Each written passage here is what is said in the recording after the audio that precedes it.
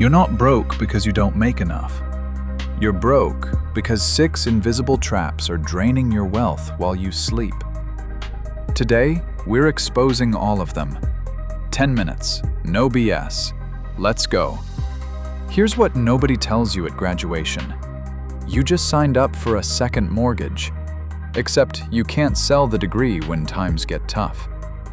The average American with a bachelor's degree carries $37,000 in student debt. But here's the trap. We've been sold this idea that it's good debt, an investment in yourself. So we take it on without blinking. Meet Sarah. She did everything right. Good school, solid degree, decent job. Makes $54,000 a year. Sounds okay, right? Except after her student loan payment, rent, and basic expenses, she has $250 a month left. That's $8 a day. One emergency, a car repair, a medical bill, and she's on a credit card. The trap isn't the debt itself, it's that we accepted it as normal. 20 years. That's how long the average person takes to pay off student loans. 2 decades of payments that could have been a down payment on a house, a retirement fund, or actual financial freedom. But we call it an investment. That's the illusion. Americans carry an average of 3.84 credit cards. The collective debt? $1.13 trillion. That's trillion with a T. But here's what makes credit cards so dangerous. They removed the pain of paying. When you hand over cash, your brain feels it. When you tap a card, nothing. Just a little beep. And that beep is costing you everything. MIT researchers found that people spend up to 100% more when using credit cards versus cash. Your brain doesn't register the loss the same way. It's not real money, yet. It's just a number on a screen. But then the statement arrives, and suddenly it's very real. That minimum payment? It's designed to keep you in the game for decades. A $1,000 TV, paid with minimum payments at 19.99% interest, costs you $2,590. You paid for that TV twice, and then some. And the credit card companies? They love you for it. This is the game. Make it easy to spend, painful to pay off, and keep you playing for years. The house always wins, because you're living in it while renting your own money back from them. You get the promotion. You're finally making good money. So you upgrade. Better apartment, nicer car. You deserve it, right? You worked hard. But here's the trap. Your income went up 67%, but your savings went down 50%. This is lifestyle inflation, the silent killer of wealth. Your expenses rise to meet your income. Sometimes they exceed it. It's like a treadmill that speeds up every time you do. You're running faster, sweating more, but you're not getting anywhere. Psychologists call this the hedonic treadmill. We adapt to improvements so quickly that we need constant upgrades to feel the same level of satisfaction. The problem? Your bank account doesn't adapt. It just drains. Here's the shocking truth. Americans making $75,000 save a lower percentage of their income than those making $45,000. More money doesn't equal more savings. It equals more spending. And the trap?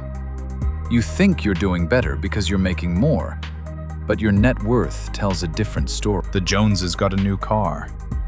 Now you need a new car. Not because yours is broken, it's 3 years old and runs fine, but because theirs looks better in the driveway. This is the Jones effect, and it's costing Americans hundreds of billions of dollars a year. We're not buying things for us, we're buying them for our neighbors. Social media turned keeping up with the Joneses into keeping up with the entire internet. You're not competing with your neighbor anymore, you're competing with everyone's highlight reel. Research shows people spend an average of $1,500 more per year on unnecessary purchases because of social media comparison. That's $1,500 trying to impress people you'll never meet with money you don't have. Here's what you can't see from the street. House A makes $200,000 a year but has negative net worth.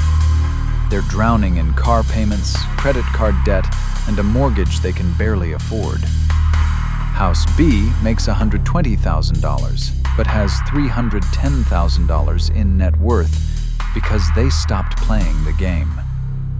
Looking rich isn't the same as being rich. And the Joneses? They're probably broke too. Max out your 401k. That's what they tell you. And it's good advice until it becomes your only advice.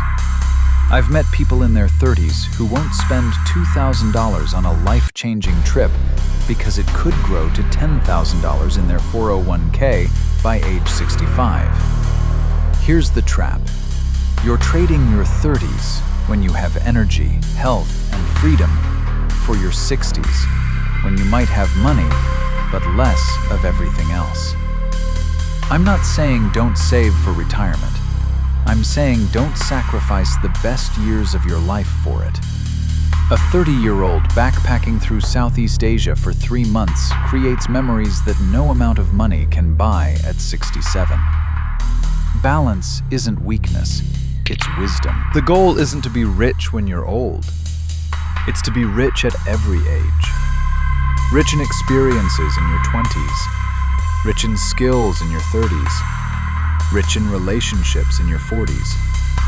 And yes, rich in financial security in your 60s. Don't defer life. Design it. Someday I'll travel. Someday I'll start that business. Someday I'll learn that language. Someday is the most expensive word in personal finance because it costs you time, and time is the one thing your money can't buy back. You're not saving for someday. You're trading today for a future that might never come the way you imagined. You can't buy back your 30s with your 60s savings. That 3-week trip to Japan at 32? It hits different than at 68. Not because you're incapable, but because your body, your energy, your openness to new experiences changes. The 32-year-old you climbing Mount Fuji can't be replicated by the 68-year-old you, no matter how much money you have. Here's the framework nobody teaches you. Split your income into 3 buckets: today, security, and future. Not all in one, not gambling it all on dreams. Balanced. Because financial freedom isn't about having money later. It's about having choices now. The choice to take a sabbatical. The choice to say no to toxic work. The choice to bet on yourself. That's wealth. Not a number in your retirement account you can't touch for 30 years. 6 traps, 1 truth. Your money problems aren't about money. They're about psychology. The voice that says, everyone has student debt, or you deserve to treat yourself, or what will people think? Those voices are costing you everything. So here's your homework. Ask yourself these 3 questions. What do I actually want my life to look like? Am I spending to impress or to experience? What am I trading my time for? Drop your answers in the comments. Let's figure this out together. Because the first step to financial freedom isn't learning more, it's unlearning the lies. See you next time.